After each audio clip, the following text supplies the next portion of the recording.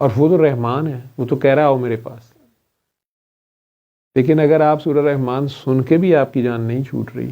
یا آپ دعا کرتے ہیں اور آپ کو ریزلٹس نہیں ملتے، تو پھر آپ نے یہ دیکھنا ہے کہ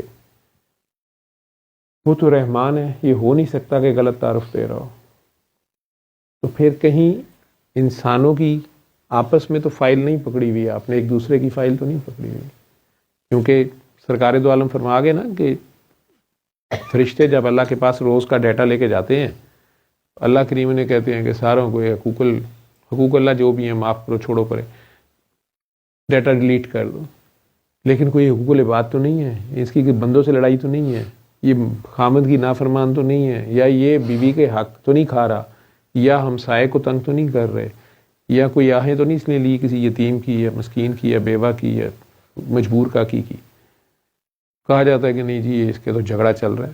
ماں باپ سے چل رہا ہے، جائیداد کا چل رہا ہے، بہن بھائیوں سے چل رہا ہے. تو کہتے ہیں یہ فائل سائڈ پہ رکھو، جب تک یہ آپس میں نہیں نپٹتے حقوق اللہ کو بھی میں بعد میں دیکھوں گا. اب آپ پھنس جاتے ہیں یہاں پہ اپنی منہ زور جو جوانی کا گھوڑا، طاقت کا گھوڑا، یا نفسانی خواہشات کا گھوڑا جو آپ کو لے کے بھاگ رہا ہوتا ہے، تو اس نے کہیں نہ کہیں تو بند گلی میں جانا ہوتا ہے، سر ٹکرانا ہوتا ہے. وہاں سے پھر آپ کو اللہ یاد آتے ہیں.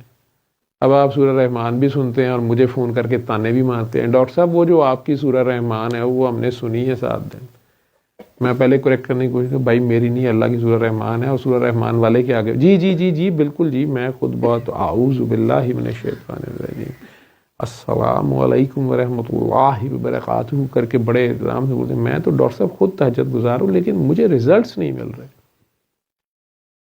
مجھے پھر کہنا پڑتا ہے کہ جناب دیکھیں کہیں آپ